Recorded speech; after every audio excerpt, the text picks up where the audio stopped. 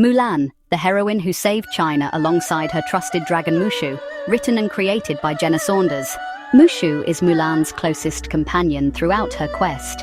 He is one of her guardians.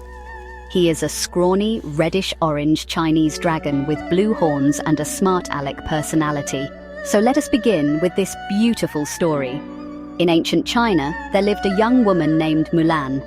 Bit of a handful, but also a very helpful daughter who loved her family very much.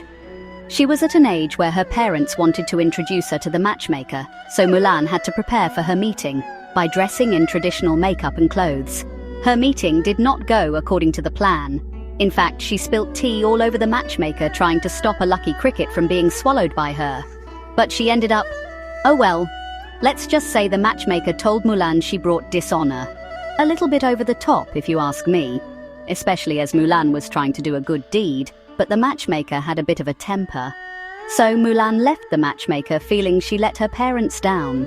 When Mulan saw her father's face, she looked down, but he was a father who loved his daughter. Remember, Mulan, the blossom that stands out from the crowd is the one that brings the most honor. Her father, bless him, always knew what to say.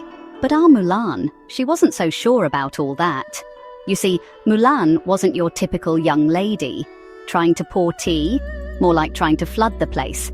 And don't get me started on her makeup skills, but give her a bow and arrow. Well, then you'd see some magic. But then came the day that changed everything.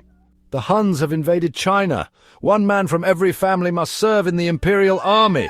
Imperial messengers arrived, all drums and drama, and there was Mulan's father, limping forward like a brave old soldier. Oh, the look on Mulan's face. You could see the wheels turning in that clever head of hers. That night, our girl sat before the family shrine, her father's sword reflecting her torn expression. She knew what she had to do, but could she bring herself to do it? For my father. Right then, loves. Time for our Mulan to become a proper soldier. And let me tell you, it wasn't exactly a walk in the park. But Mushu, her trusted guardian, was not going to allow Mulan to go alone. He had a motive, of course, to gain honor for himself with the family guardians. But he knew she needed also all the help she could get, as she was about to put herself at risk to save her father. First things first, she had to look the part. So, with a deep breath and a steady hand, she cut her hair.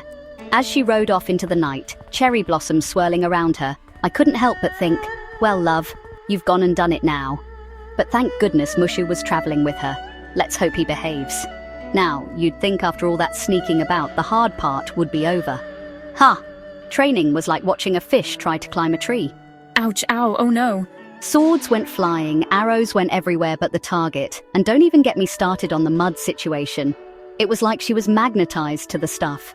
But our Mulan, bless her, she didn't give up. Day after day, she picked herself up, dusted herself off, or rather, hosed herself down, and tried again. This represents discipline and strength. You need both to reach the arrow. And then came the day of the big test. The captain challenged the troops to retrieve an arrow from the top of a tall wooden pole. One by one, the lads tried and failed. And then it was Mulan's turn. She looked at those weights meant for strength and discipline, and you could almost see the light bulb go off. With a bit of clever thinking and a whole lot of determination, our girl wrapped those weights around the pole and started to climb. And wouldn't you know it, she made it to the top.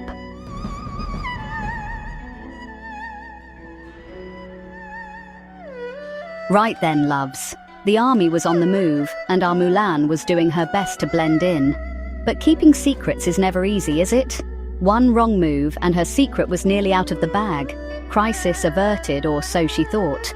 But then, in the blink of an eye, arrows rained down from cliffs above. Ambush, Huns! The mountains erupted with arrows and battle cries.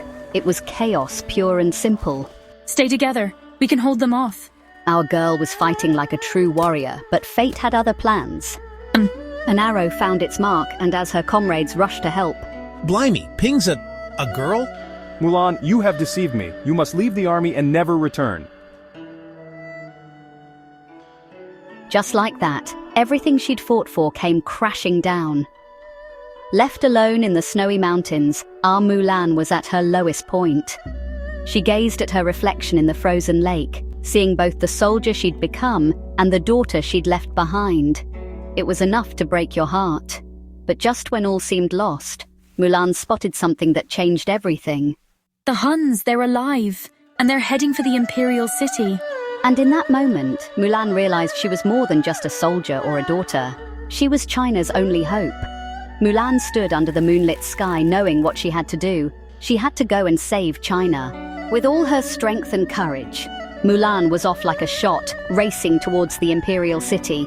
Her horse's hooves thundered, leaving a trail of cherry blossoms in their wake. Faster, Khan, we have to warn them. The city was all done up for a celebration, but Mulan knew the real fireworks were about to begin.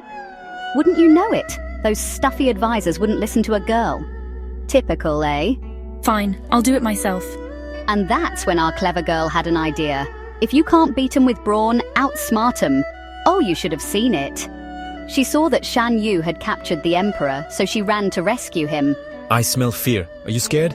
Mulan and Shan Yu face off on the palace roof. But then, face to face with Shan Yu, the Hun leader, on top of the imperial palace. It was like David and Goliath, but with more dragons and explosions. Mushu helped Mulan by lighting the fireworks aimed at Shan Yu. Our girl used her fan to snatch Shan Yu's sword, then used it against him. Talk about turning the tables, true hero. With a mighty kick and a well-aimed firework, with the help of Mushu, Mulan sent Shan Yu flying. It was like a great big Hun-shaped firework, lighting up the sky. Saving the emperor.